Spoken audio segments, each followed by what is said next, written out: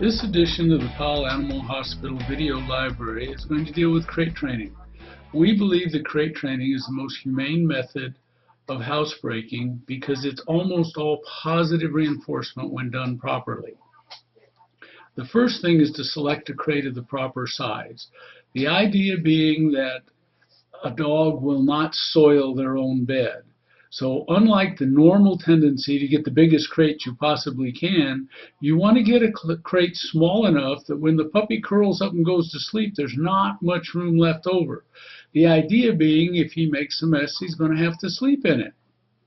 You can put this crate next to your bed, or you can put it in a separate room. Some of that depends on your sleeping habits and how noisy the puppy is. The first time that you put him in a crate, he's probably going to throw a fit. You can just smack the top of the crate and say, no, go to sleep, and usually after a very short period of time they will.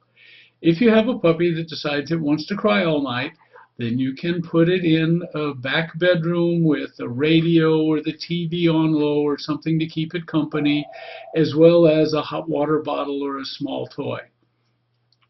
The next thing to consider is what routine do you want this puppy to have for the rest of your life? It's better to put up with a couple of accidents than get up at 2 o'clock in the morning and teach the puppy to go to the bathroom at 2 o'clock in the morning for the rest of your life. So if you want to get up and take a shower first, leave the puppy in the crate. If you want to get up and put on a pot of coffee first, leave the puppy in the crate. If you truly want to get up, put on your slippers, and go stand out in the backyard, then that's okay too. But just realize that's what you're going to be doing for the rest of this puppy's life. The next part, the positive reinforcement part, is go outside early in the morning. Most puppies will urinate right away, especially if it's a little bit chilly outside. Then they're going to want to chase the butterflies, play with the grass, find a rock, whatever. That's very common. If you have time to stay out there until the puppy gets tired and has a bowel movement, that's fine. If you don't, take the puppy back in the house, put him in the crate, and feed him.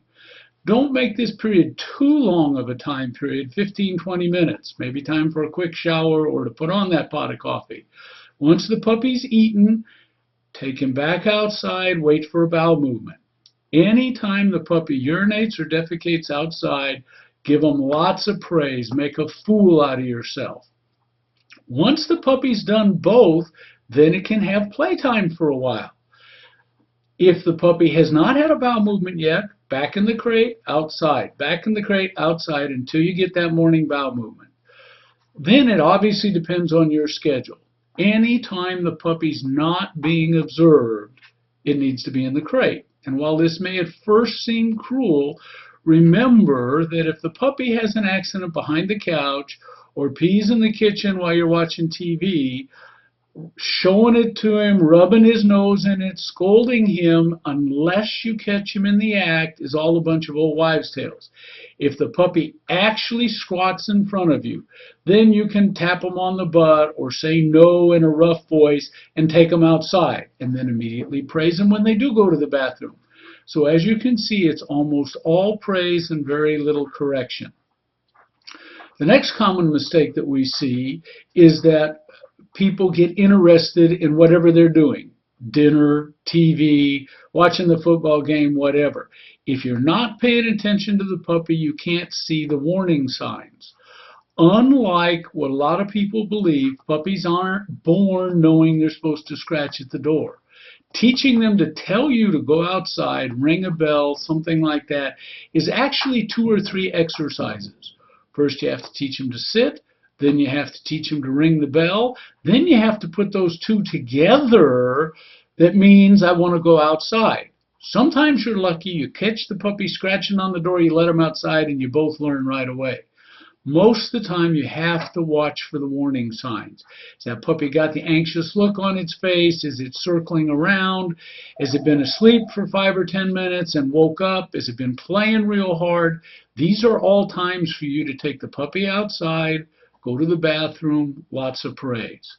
If you can't pay attention, put the puppy in the crate. You can have a chew toy or whatever when you're busy doing other things.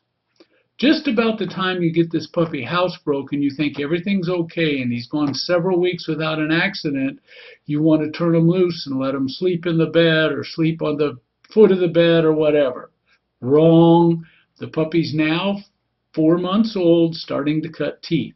Between 4 and 6 months, they're going to cut teeth and get all of their adult teeth. During this time, the chewing is much worse, very dangerous for slippers and shoes and electric cords.